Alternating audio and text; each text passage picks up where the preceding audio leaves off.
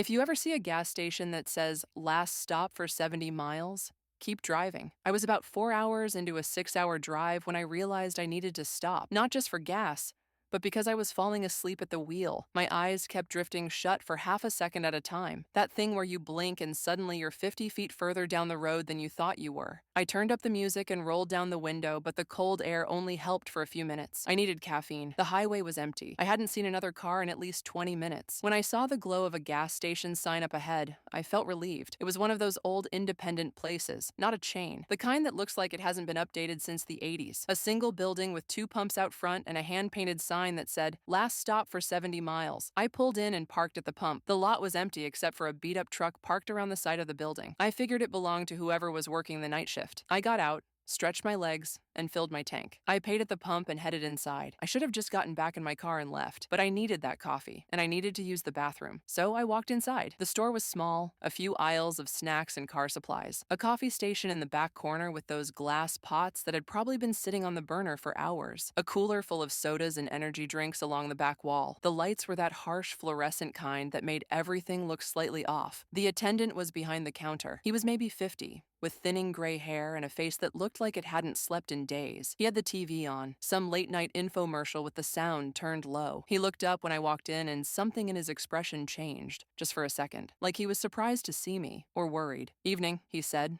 "Hey, just grabbing a coffee." I walked to the back and poured myself a cup. It was burnt and bitter, but I didn't care. I just needed the caffeine to get me through the next 2 hours. I grabbed a candy bar too and brought everything to the counter. The attendant rang me up slowly. He kept glancing past me toward the windows, toward my car. "Driving alone?" he asked. "Yeah. Long trip? Few more hours." He nodded but didn't say anything else. He was staring at the window again. I turned to look, but there was nothing out there. Just my car at the pump, the empty highway beyond. "Something wrong?" I asked. He looked at me for a long moment. Then he slid a piece of paper across the counter. A napkin. He had written on it in pen. "You're being followed. Don't go back to your car." I stared at the napkin. Then I looked back up at him. His face was completely serious. "What are you talking about?" He held up a hand. "Keep your voice down. Look at the monitor." He pointed to a small security screen mounted on the wall behind the counter. It showed a black and white feed of the parking lot. My car was there, and someone was standing next to it. My stomach dropped. The figure was on the passenger side, just standing there facing the store. I couldn't make out any features. They were wearing dark clothes, and their face was in shadow. I spun around and looked out the window. There was no one there. Just my car. Empty lot. Nothing. I looked back at the monitor. The figure was still there, standing in the same spot. "What the hell?" I whispered. "It doesn't show up when you look directly," the attendant said. "Only on the cameras. I don't know why. I don't know what it is, but I know what happens to people who go out there when it's waiting for them." My heart was pounding. I looked out the window again. Nothing. Back at the monitor. The figure had moved. It was closer to the front of my car now, still facing the store. "This is insane," I said.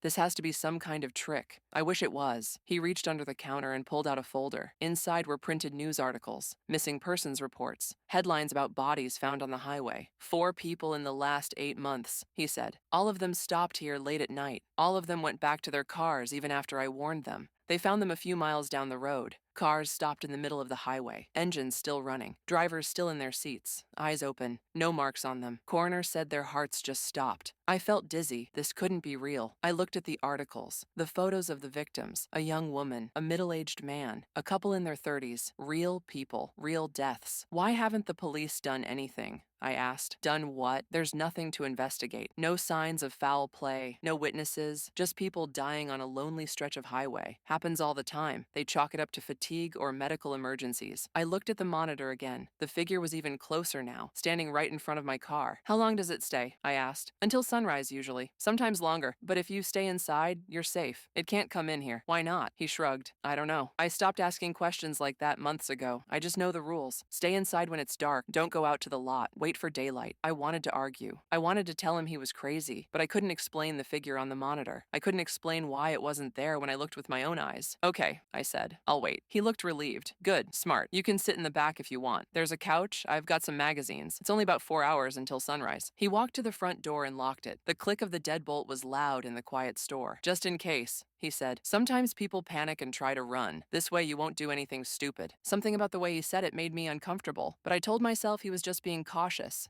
He was trying to help. I sat down on a stool near the counter. The attendant went back to watching his infomercial. Every few minutes, I would look at the monitor. The figure was always there, sometimes in a different position, sometimes closer to the building, but always there. After about an hour, I asked if I could use the bathroom. He pointed to a door near the back of the store. Right through there. I got up and walked toward it. As I passed the counter, I glanced at the security monitor again. Something was different. It took me a second to realize what it was. The timestamp. The footage showed 11:47 p.m., but it was after 3 a.m. now. I had checked my phone when I first came inside. It was definitely past 2. I stopped walking. I looked at the monitor more carefully. The footage wasn't live. It was a loop, the same few minutes playing over and over. My blood went cold. I looked out the window at my car. Really looked this time. There was no one out there. There had never been anyone out there. I kept my voice calm. "Hey, what time does that camera say?" He didn't answer for a second. When I turned around, he was standing right behind me. "You should use the bathroom," he said. His voice was different now, flatter. "You've been holding it for a while." "The timestamp is wrong," I said. "The footage is old." His expression didn't change. He just stared at me with those tired eyes. "You saw the articles," he said. "You saw what happens to people on this highway. Those could be from anywhere. Anyone could print those out." He took a step toward me. I took a step back. "You should stay," he said. "It's not safe out there." I looked at the door. Locked. The deadbolt needed a key from this side. "Where's the key?" I asked. "I can't let you leave. Not until morning. For your own safety." I backed up further. My hand found the door handle to the back room. I pushed it open and stepped through. It wasn't a break room. It was a storage space. Dim light from a single bulb. Shelves lined the walls. And on the shelves were boxes. Dozens of them. Each one labeled with a date. I opened the nearest one. Inside was a wallet. A phone with a cracked screen. A set of car keys. A driver's license. The photo showed a young woman. Blonde hair. Smiling. I recognized her face from the articles. I opened another box. Different items, different license. The middle-aged man. He hadn't been warning those people. He had been taking them. I heard footsteps behind me. I turned around. He was standing in the doorway, blocking the exit. "They always figure it out," he said. "But by then it's too late. No cell signal out here. Nearest town is 40 miles. No one to hear you scream." He was holding something. A length of cord. I backed into the shelves. My hand closed around something heavy. A wrench. Old and rusted, but solid. "You don't want to do this," he said. "It'll be easier if you just cooperate." He stepped forward. I swung. The wrench connected with the side of his head. He staggered sideways and hit the wall. I didn't wait to see if he went down. I ran past him through the doorway into the main store. The front door was still locked. I grabbed a stool from the counter and swung it at the glass window. It cracked but didn't break. I swung again. Again. I could hear him behind me, getting up, cursing. The third swing went through. I knocked out the remaining glass with the stool and climbed through the window frame. Shards cut my arms and legs, but I didn't care. I dropped onto the pavement outside and ran for my car. My keys were still in my pocket. My phone was still in the cup holder where I left it. I got in and started the engine. In the rearview mirror, I saw him stumbling out through the broken window. I floored it. I drove for an hour without stopping. When I finally pulled over at a rest stop, my hands were shaking so badly I could barely hold my phone. I'm sitting in my car now. Doors locked. Engine running. I called 911. They're sending someone to the gas station. They told me to stay where I am and wait for an officer to come take my statement. I keep checking my mirrors. I keep expecting to see headlights behind me. The sun is coming up now. I can see the sky turning gray on the horizon. I should feel relieved, but I don't. Because when I climbed through that window, when I ran to my car and looked back at the store, I saw the security monitor through the broken glass. The figure was still on the screen, standing in the lot, but it wasn't by my car anymore. It was standing exactly where I had been standing when I broke the window. I don't know what he had playing on that monitor. I don't know if it was really a loop or something else entirely. I don't know if he made it all up to scare people into staying or if there was some truth buried under the lies. All I know is that I'm never driving this highway again. And if you ever see a gas station sign that says, "Last stop for 70 miles, keep driving." Whatever's waiting there, you don't want to find out.